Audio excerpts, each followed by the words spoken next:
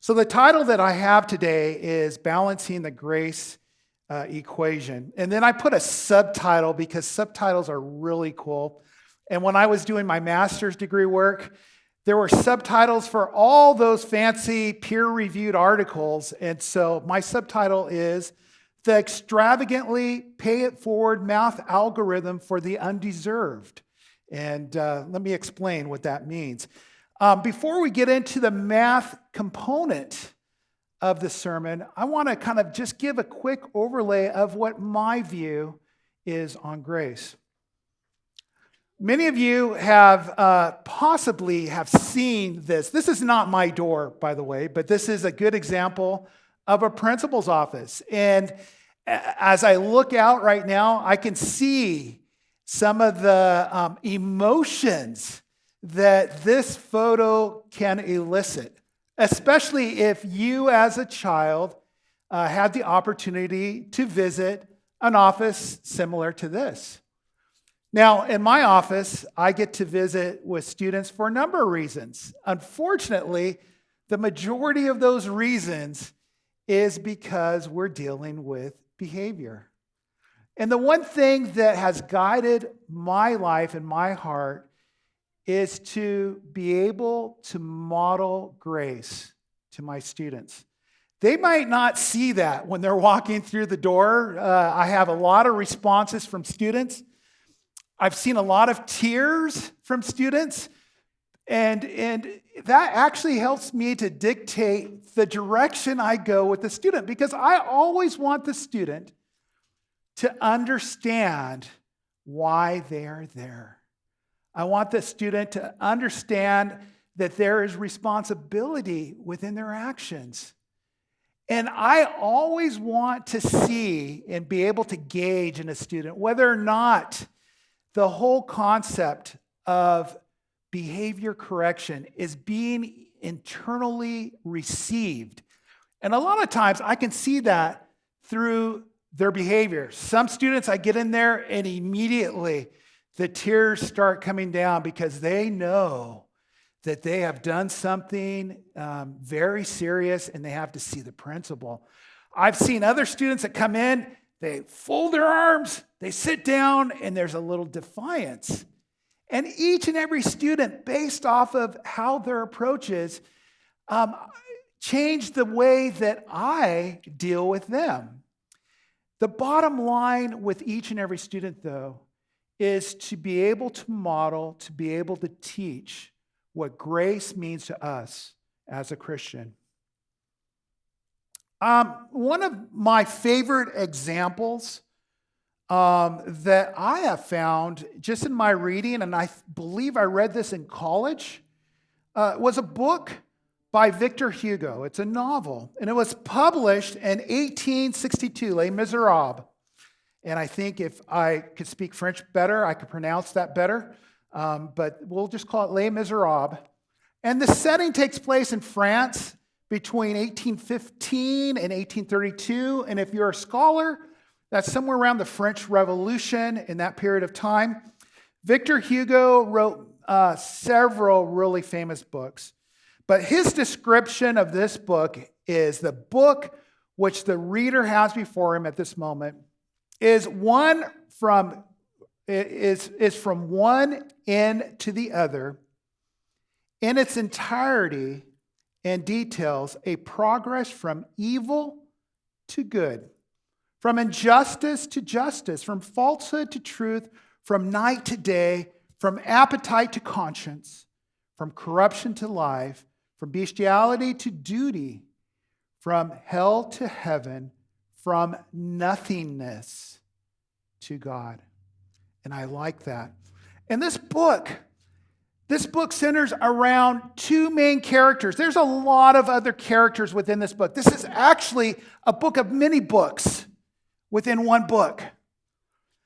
But the main character in this book, the hero, his name is Jean Valjean.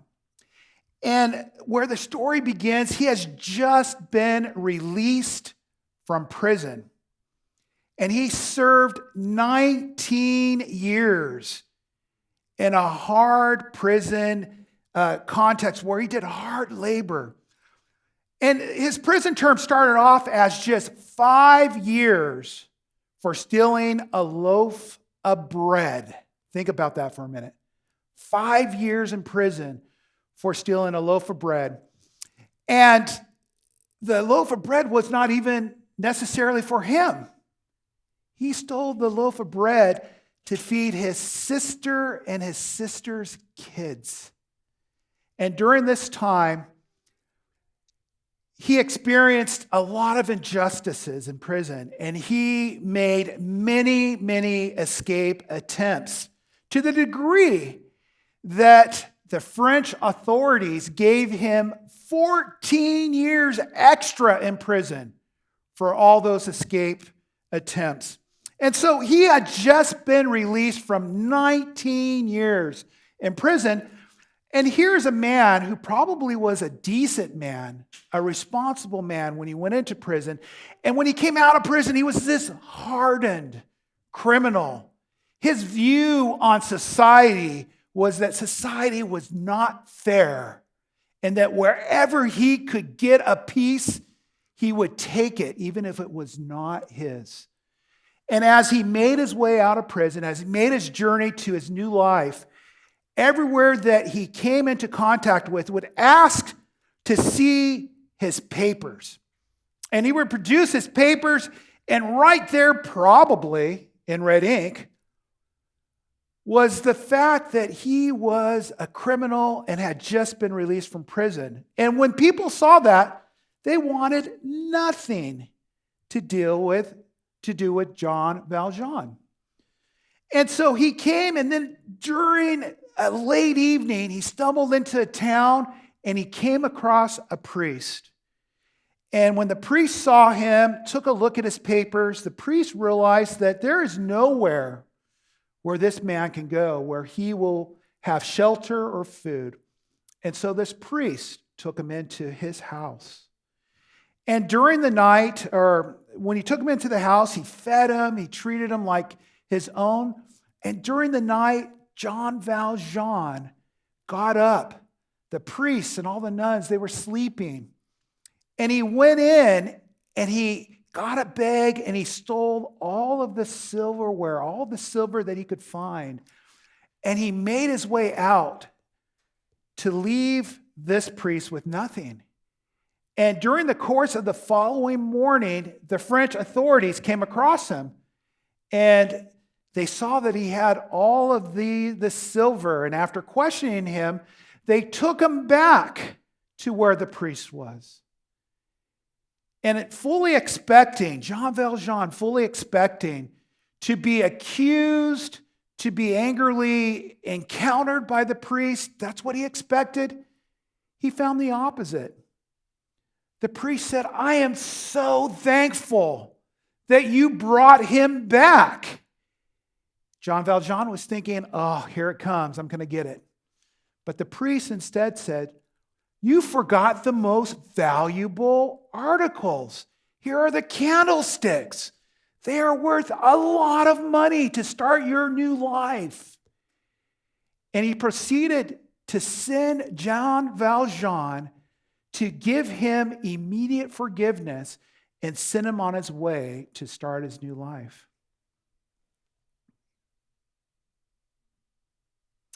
Grace is not satisfied with a meager offering.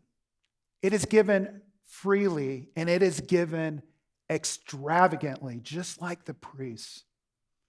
In Hebrews 4:36, it says, "Let us approach God's throne of grace with confidence, so that we may receive mercy and find grace to help us in our time of need." Ephesians 2, verses 8 through 10 says, "For it is by grace that you have been saved through faith. And this is not of yourself. It is a gift of God, not by works, so that no one can boast. For we are God's handiwork, created in Christ Jesus to do good works, which God prepared in advance for us to do." Grace is undeserved.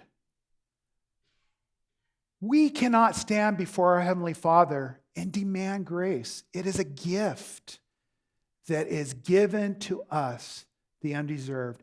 I want to share with you a short video, and this video is, if you are familiar with it, these two gentlemen are called the Skit Guys, and they do skits, a two-man skit. And this video right here, when I look at it, it really emphasizes our Christian walk, in my life at least.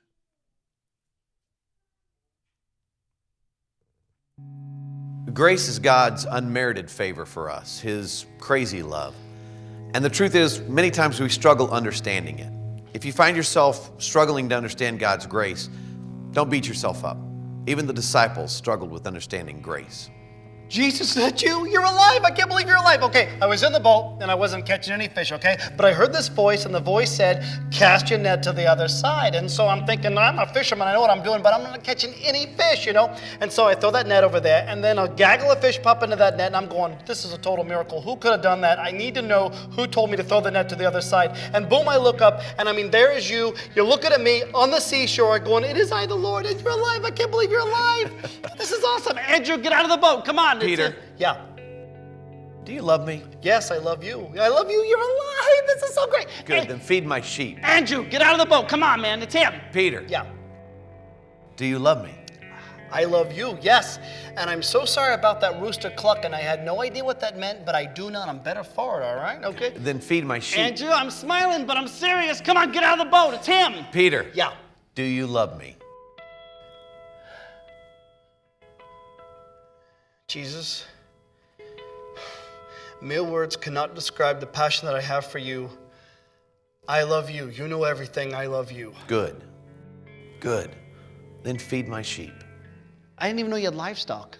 That is so like you, though. There's something new about you all the time. That's what I love about you. Peter, Yeah. do you remember the morning the ladies went to the tomb? Yeah. We're all in the upper room trying to figure out what to do next, because we thought you were dead. You were dead, and we're trying to figure all that out, And Mary comes running up, and Mary's like saying, beehive, beehive, beehive. And I'm thinking, I'm allergic to bees. Like, keep them out, you know what I'm saying? But as she kept getting closer, I heard her correctly. She was saying, he's alive, he's alive, he's alive. And we're going, who's alive, who's alive? And she said, she was at the tomb, and the tomb was empty, and she said that there was an angel there, and the angel said, go tell the disciples and Peter that everything is okay, he is risen. And so me and John, we hightailed it down there, and if John says he beat me, he's totally lying, all right? I beat him, FYI, all right, And we get down there, and I'm looking in that tomb, and it is empty. There's nothing in there, you know what I'm saying? And I'm like, what does this mean? What does this mean? And John is right there. John is so good with words. He should write a book. He is so good with words. And John said, don't you get it, Peter? This is everything Jesus said he was going to do, and you did it, and it's done. Let's go. This is so great. Wait, the angel said what? Go tell the disciples and Peter that everything is okay. He is risen. You've risen. Let's go. He said what? Go tell the disciples and Peter.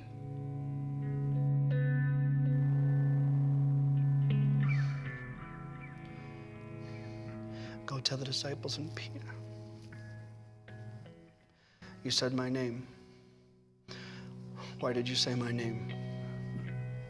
Peter, that's grace. No, I don't deserve that, because that night people kept coming up to me asking me if I belonged to you, if I was with you, and I kept denying you left and right, all right? No, it'll take me my whole life to make up for what I did. It was unforgivable for what I did. No.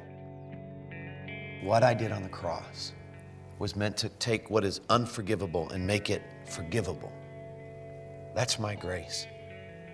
It's not about you. It's always about me. That's grace, Peter.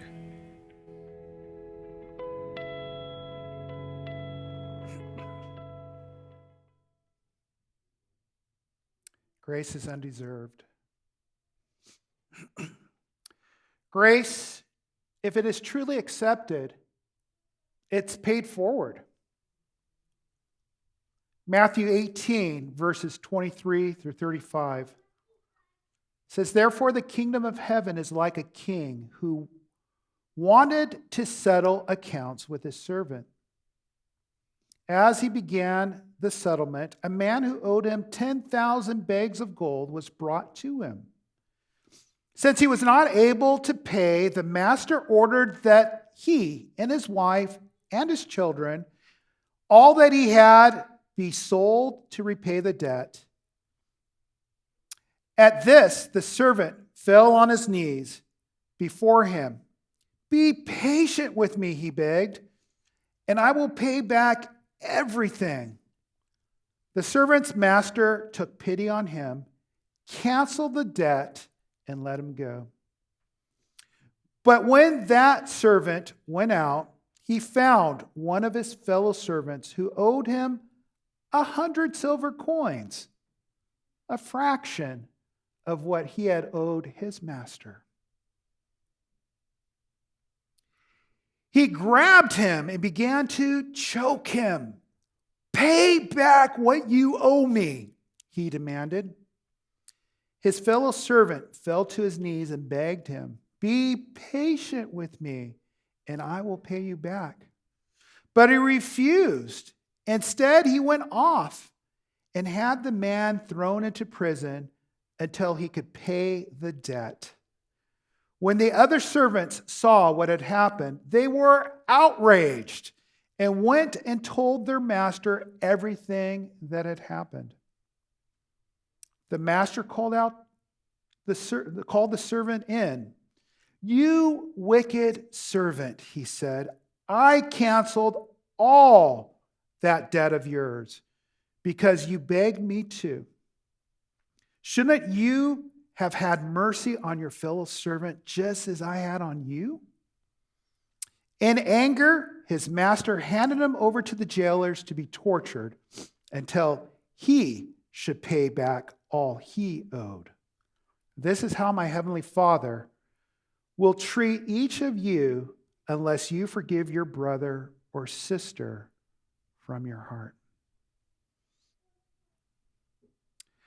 It's kind of interesting here, and to put it into context, the bags of gold that were described in this passage were approximately 20 years' salary. And the 100 silver coins was approximately a day or a couple days' wages. And so the difference between the two was extreme.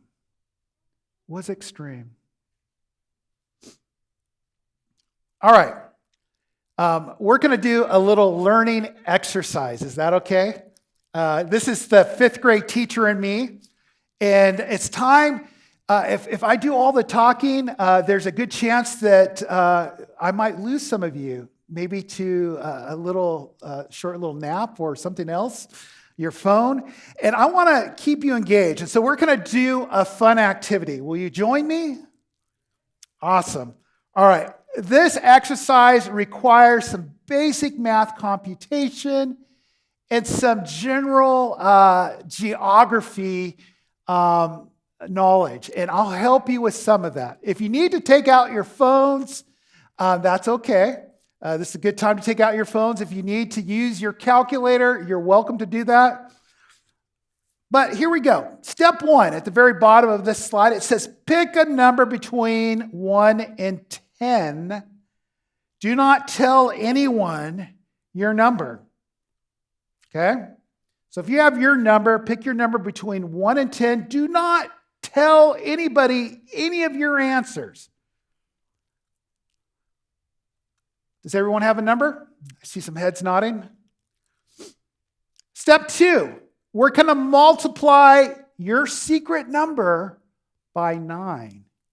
Can you do that? Multiply your number by 9. For example, if your number is 7, you multiply 7 times 9, and that would be 63. Step number 3, if you have a 2-digit number, we're going to add the 2 digits together. For example, if your number was 42, and just so you guys know, if your number truly is 42, you did step number 2 wrong.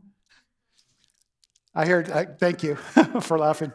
But we're using this as an example. If your number is 42, we're going to add 4 plus 2. If your number was 36, we're going to add 3 plus 6. If your number was 51, it's going to be 5 plus 1. Does everyone have their new number? Awesome. Step 4, with your number, I'm going to ask you to subtract 5 from that number.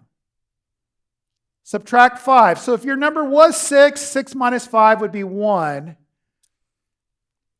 And that would be your new number. Does everyone have their new number? All right? With your new number from step 4, we will convert it to a letter of the alphabet. If your number is 1, your letter is A. If your number is 2, B, 3, C, 4, D, 5, E, and so on. Does everyone have a letter now? Fantastic. With step 6, with your newly converted letter, I want you to think of a European country, and that's probably super small from where you're at, huh? I put a map of Europe there. If you can read that, your eyesight is better than mine. But I would love for you to pick a European country that begins with your letter.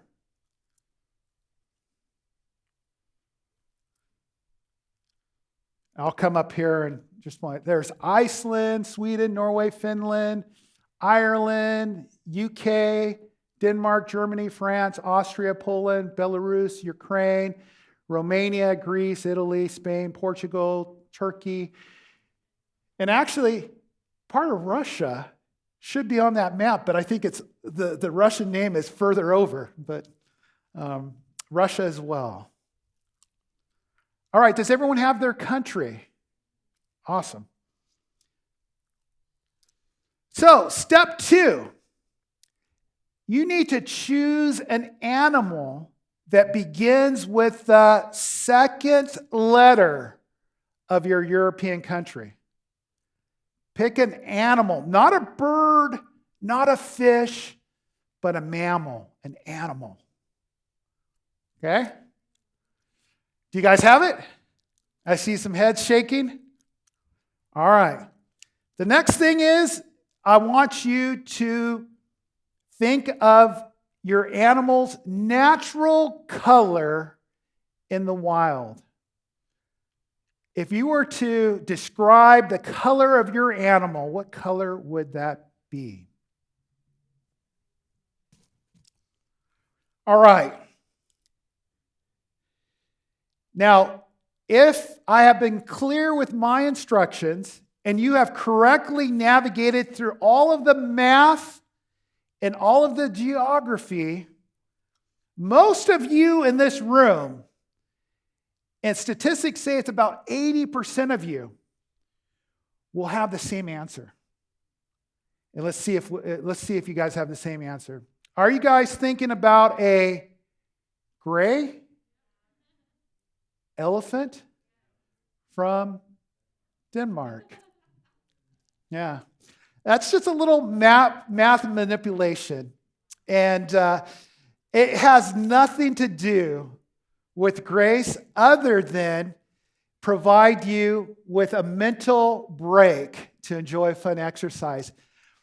But the math does tie in to the Bible, because the Bible is full of math and numbers that are absolutely wonderful. And it wasn't too long ago that reading a passage in the Bible, I realized that for years and years and years, I had skipped over the fact that there was math embedded in one of my favorite stories. Luke chapter 7, verses 44 through 47 says this. Then he turned towards the woman and said to Simon, and this is Jesus turning towards the woman and speaking to Simon, do you see this woman? I came into your house. You did not give me water for my feet, but she wet my feet with her tears and wiped them with her hair. You did not give me a kiss, but this woman, from the time I entered, has not stopped kissing my feet. You did not put oil on my head, but she has poured perfume on my feet. And I love this part. Therefore, I tell you, her many sins have been forgiven, as her great love has shown. But whoever has been forgiven little loves little. And can I read that again? Therefore, I tell you, her many sins have been forgiven, as her great love has shown. But whoever has been forgiven little loves little. My takeaway from this is big forgiveness, grace, equals big love in us. That can be the only byproduct that we can experience if we truly accept God's grace. We cannot help but share that grace, aka love, with those around us. Victor Hugo, there are two contrasting examples of grace in Les Miserables. And we talked about the main character, Jean Valjean. There was another main character named Javert. And Javert was one of the jailers who Jean Valjean was under his almost sadistic rule. And then when Jean Valjean was freed, Javert got a job promotion where he became a policeman. And as luck would have it, he became a policeman in the same town where Jean Valjean had turned his life around and had created a factory that employed a lot of the town people. He had done so many wonderful things for that town that they elected him mayor of the town. And when Javert comes to this town, when he gets transferred to this town, he immediately sees signs and recognizes who Jean Valjean is. And he remembers this criminal back when he was a jailer. Jean Valjean received grace. If you remember the previous slide, to receive grace, you have big love. He received this grace. He no longer was a hardened criminal. He spent his life looking to help everyone around him, even at great expense to himself. Javert, at the end of the book, and it's a sad ending. Javert, over the course of the book, and through his numerous encounters with Jean Valjean, was shown grace over and over and over again. But unfortunately, it was a grace that he could never accept. He could never receive. His mission was to destroy Jean Valjean. And ultimately, the grace, in essence, destroyed him because he could not accept it. And it caused Javert to end his life. A tragedy. So what do we need to do? Mark 12:30 and 31 says, love the Lord your God with all your heart and with all your mind and with all of your strength. The second is this, love your neighbor as yourself. There is no commandment greater than these. So, I want to leave you with this. I want you to ponder this as you go through your Sabbath afternoon. And this is the takeaway that I would like you to take with you. is to ask yourself this question: what is my grace equation? Does my love for God and my neighbors reflect the grace that I have received? It is my personal belief that this is at the core of who we are as a Seventh-day Adventist Christian. This is the core of who we are for our mission to witness in our own communities, with our neighbor that lives next door, that has a dog that always takes bathroom breaks in our front yard, to show that neighbor grace. To the neighbor that speeds by as your children are playing in the front yard carelessly, to show that neighbor grace and how you respond to that neighbor. I see this as fundamentally our number way that we can witness to those around us is by the grace and the love that we can show them. And I hope that through this talk, maybe that you might be inspired to read more about grace and to study grace. Because I can tell you firsthand in my position, I am still learning. I am still learning how to apply grace to those around me, to my students, in my personal life. And it is my desire to experience as much of God's grace in my life so that I, in turn, can extend that to those around me. And I pray the same for each and every one of you.